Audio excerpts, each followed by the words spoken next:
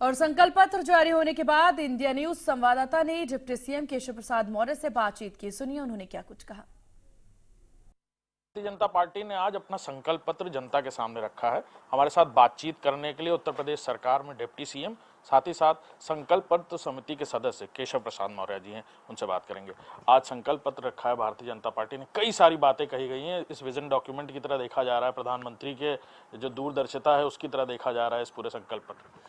निश्चित तौर से माननीय प्रधानमंत्री श्री नरेंद्र मोदी जी के मार्गदर्शन में, माननीय हमारे संकल्प पत्र समिति के अध्यक्ष माननीय राजनाथ सिंह जी की अध्यक्षता में जो वरिष्ठतम नेता पार्टी के थे, उनकी सबकी एक 27 सदस्यीय टीम थी। उसका तो जो सुझाव था वो था ही, लेकिन लाखों देशवासियों का सुझाव भी इस संकल्प पत्र में शामिल है। उसके आधार पर यह संकल्प पत्र बनाया गया है। ये विकसित भारत की गारंटी वाला संकल्प पत्र है। गरीबी से मुक्त पूरी तरह से भारत को बनाने वाला संकल्प है। युवाओं को बड़े पैमाने पर रोजगार उपलब्ध कराने वाला यह संकल्प पत्र है। महिलाओं का और अधिक सशक्तिकरण करने वाला यह संकल्प पत्र है। एक देश एक चुनाव का इस संकल्प पत्र में वादा किया गया है। वैचारिक दृष्टि से सामान्य नागरिक संहिता ये एक हमारा अधूरा कार्य है, उसको पूरा करने का भी देश से हमने वादा किया है, हमारे संकल्प पत्र में वादा किया गया है। मैं आज ये कह सकता हूं कि देश आज का संकल्प पत्र देखने के बाद पूरा मचल उठेगा, पूरा झूम उठेगा। और भारतीय जनता पार्टी के साथ पहले भी अधिकतम लोग खड़े थे, लेकिन आज से भाजपा का ग्राफ और बढ़ेगा। 370 प्लस कहां तक जाएगा कमल का फूल, और 400 प्लस कहां तक जाएगा एनडीए। ये संकल्प पत्र के बाद एक और बड़ा परिवर्तन देखने को मिलेगा।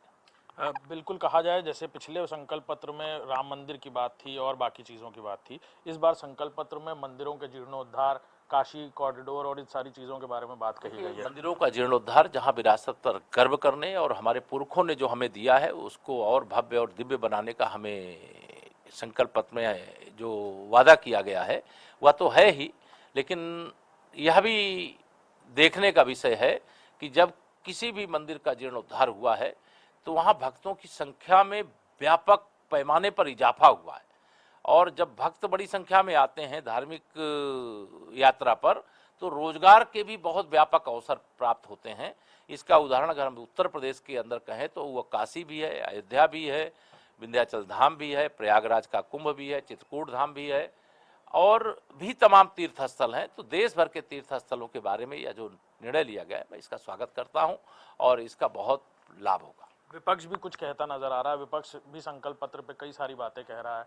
ये भी कह रहा है कि एल्बम है मोदी जी की, और कई सारी तमाम बातें कहता हुआ नजर आ रहा है। देखिए, विपक्ष के पास ना कोई मुद्दा है, ना उनके पास कोई नेता है, ना उनके पास कोई विजन है। जो विजन विहीन लोग होते हैं वह इस संकल्प पत्र को समझने की कोशिश न तो करेंगे और न इसको समझ सकते हैं।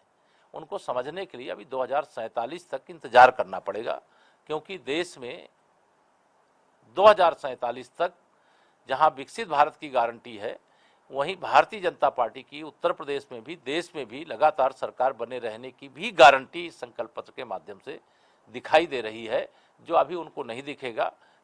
जब 4 जून को 4 बजे 400 पार प्रचंड बहुमत से फिर मोदी सरकार बनेगी, तब उनको समझ में आएगा, क्योंकि अब तो ये मुकदमा जनता की अदालत में। धन्यवाद। बिल्कुल, हमारे साथ डिप्टी सीएम केशव प्रसाद मौर्य थे, जो बता रहे थे कि आज संकल्प यात्रा में क्या कुछ, संकल्प पत्र में क्या कुछ रहा, और ये भी कहा कि ये प्रधानमंत्री का वो संकल्प पत्र है जिसमें आने वाले वक्त में देश के लिए क्या कुछ होगा। साथ ही उन्होंने कहा कि विपक्ष इसे समझ नहीं पा रहा, अभी उन्हें बहुत वक्त लगेगा, जनता की अदालत में मुकदमा है और भारतीय जनता पार्टी 400 पार आकर इस जनता के मुकदमे को भी जीत कर दिखाएगी।